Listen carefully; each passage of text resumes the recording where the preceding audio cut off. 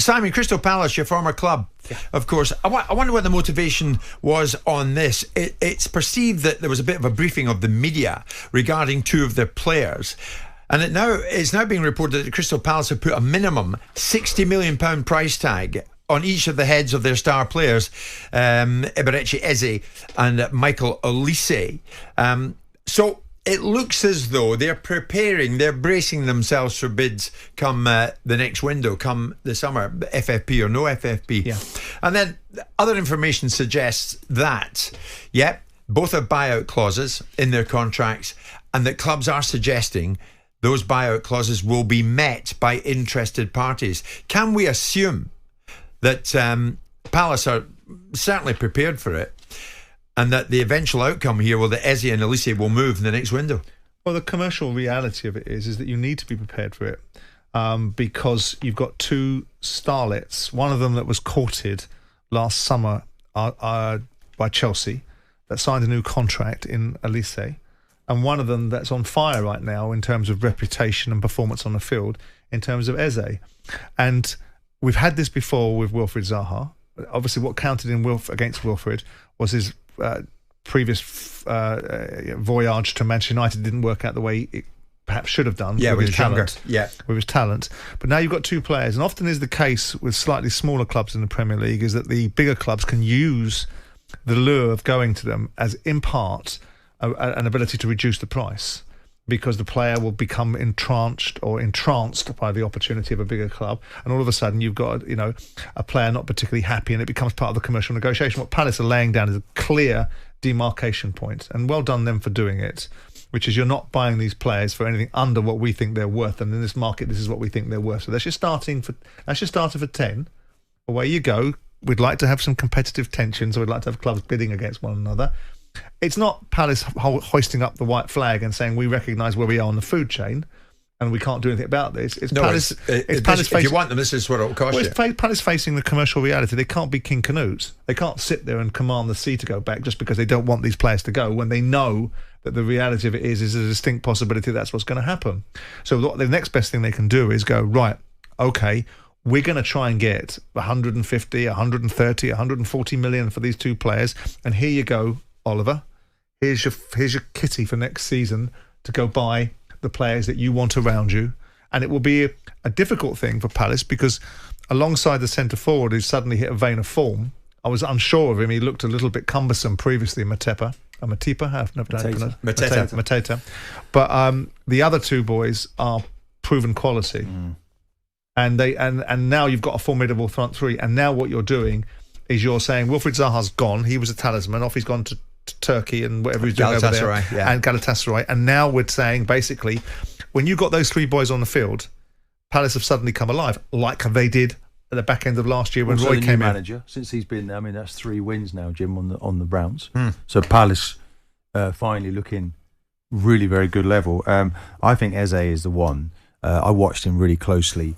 I was on the pitch when he played against Arsenal earlier this season, and he looks to me now, he's ready to go to, I don't want to, Palace fans won't enjoy me saying it, but he just looks now at another level, Jim. So I think it's going to be difficult for them to hold on to those two players. It's a shame, because they've really done the hard miles there, haven't they? And now looking like they're the real part, and they've gone through that journey. They may well lose them. It's how they then use that money. It's almost inevitable, though. But Palace are right to say, if we're going to lose them, we'll lose them for X and Y. And it's important, when we talk about the role of sporting directors, Dougie Friedman and the role that he's done, these were really players that he recruited, that he found and ascertained for Palace from lower down the pyramid or from other parts of the football family, whether it be in Europe.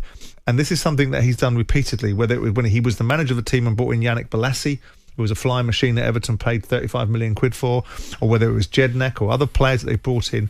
These two players they're being sought after by Big Six clubs. Yeah. It doesn't surprise me that Big Six clubs like Manchester United will be looking at Dougie Friedman in a sporting director's capacity. Oh, of course, one of them is Newcastle United, because they're resigned to the fact that sooner than later, Dan Ashworth will be prized from his garden. And once all the finances have been sorted out, he will head to Manchester United as part of the Sir Jim Ratcliffe project there. Dougie Friedman, I know you speak very highly of him, Simon. You know him well. I remember him when he played, of course. Yeah, so do I. And I've met him on a number of occasions. Would he be the right fit to replace Ashworth as sporting director at Newcastle?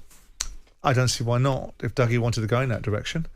If he feels that the opportunity for Newcastle to be able to have a greater financial reach and opportunity than Crystal Palace, he will take it, into consideration, I imagine. He's a very significant player in my time at Crystal Palace.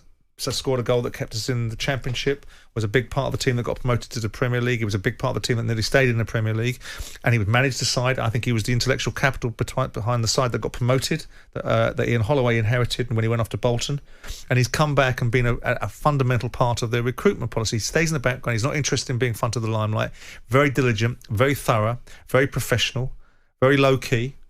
And I think he'd be a fit for most significant clubs. It sounds like he could and should be Newcastle's man. I mean, Martin, these guys, sporting directors of football, they are as sought after, the right ones, as some of the top players in the game these days. That's what we've come to. Yeah, Dan Ashworth, what we're talking now, £20 million.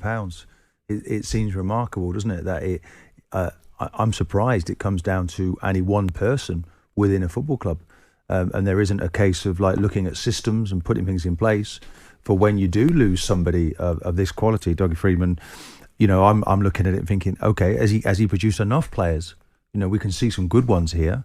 I'm looking at the Andersons and people coming, very good signings. Acquisitions, yeah. Yeah, good acquisitions. So, Mark Gehi. But they didn't really go. I mean, Schlopp's done a good job for them. The other centre-back, Gehi. Yeah, Gehi was another one, but was he fairly obvious? He came on loan. Other clubs seen him. Chelsea were looking to escape him, let him go. They're very prudent. They don't spend a great deal of money, and obviously they can't waste money, Palace. I think it'd be very interesting to see what they do with this fund. Is it not your belief that getting the right sporting director isn't exactly rocket science? No, it seems like now they're so coveted. It's like, you wonder, is that the job that we should all be doing as ex-players, to look at players, to assess, to work out. Could you do it? Were you ever interested in doing it? Well, I mean, it's coming down to judgment, isn't it? You have to judge whether people can do it. I mean, whether or not there's a better platform there for Palace, arguably, to bring their young kids through, because they're going to guarantee to get them into the first team. They took these guys in from lesser clubs and nurtured them. That might not have been able to do that at Arsenal or other clubs. It's obviously the situation, but fair play to what they've done to these players. They're now ready to kind of fly the nest, which is a shame. If you look at the recruitment of football clubs, the big constant criticism of Manchester United is they have spent the money, they've recruited badly. So who did the recruitment? And if you saw an interview recently that I saw with Mourinho talking to Fabrizio Romano about the idea of what a coach should be, and what he wants to be as a coach, doesn't want to get involved with other aspects of things. And that also means potentially the acquisition of players, wants to be involved in the process, but actually wants to coach a team on the grass and get a team ready to play a football match on a Saturday afternoon. So if Manchester United have spent £1.6 billion net on transfers over the last 10 years, and we sit here with the constant accusation that their recruitment policy has been bad, they haven't bought players that understand what it's like to play for Man United and the culture of Manchester United, then you then have to say, who is the key component of that? It has to be the guys at the head of recruitment. His job is to build an infrastructure underneath him, a succession program. So when he moves on, the next guy steps up. That's what good management does. So there's no surprise. If you're going to pay a lot of money for managers to come manage your team, and we all say that recruitment is the big part of it, the big expenditure, then it doesn't become a surprise that you suddenly pay a lot of money for getting the guys that deal with recruitment. Yeah. Everybody gets overpaid in football. Because it's a high-stakes game that they're in. Everybody gets overpaid in football. Everybody. Well, look at it. Look at the reality of it. Look at what people are getting paid in football and losing sight of. Okay, then. So if we look at what Dan Ashworth's done in the last little while he was at Newcastle, he's basically gone and targeted every best young player, English player, that he could get his hands on. Yeah. So Liveramento's gone there, Anthony Gordon's gone there, Barnes has gone there. Is that rocket science? Well, is that worth 20 million? Well, I tell you what, it's interesting. We sit in the press, right, and people listen to shows like this and go, "Oh, it's brilliant, common sense." Well, common sense seems to be a commodity that evades a lot of people. So when it becomes something that's so bleeding obvious, it doesn't have to be rocket science. You don't have to invent the atom. You don't have to be sitting there as Oppenheimer to do something well. Right? The point is that if you look at the creation of Brighton's opportunities, and some of it was him and some of it wasn't, but if you look at this conveyor belt of players that have gone out of Brighton, Cucurella, Caicedo, whoever else we've seen go out of Brighton, that brought in Brighton. Yes, but I'm talking about the Newcastle situation. Brighton have made a world record profit because they had a recruitment policy that worked for them. So when you look at that in the context of what football's become, which is a moneyball marketplace where people get paid extreme salaries, there can't be a debate that the guy that runs recruitment gets into that field of ridiculousness in terms of what he gets paid or what someone has to pay to get him. because he's a key player himself. On AM, on DAB, via the talkSPORT app and on your smart speaker. talkSPORT.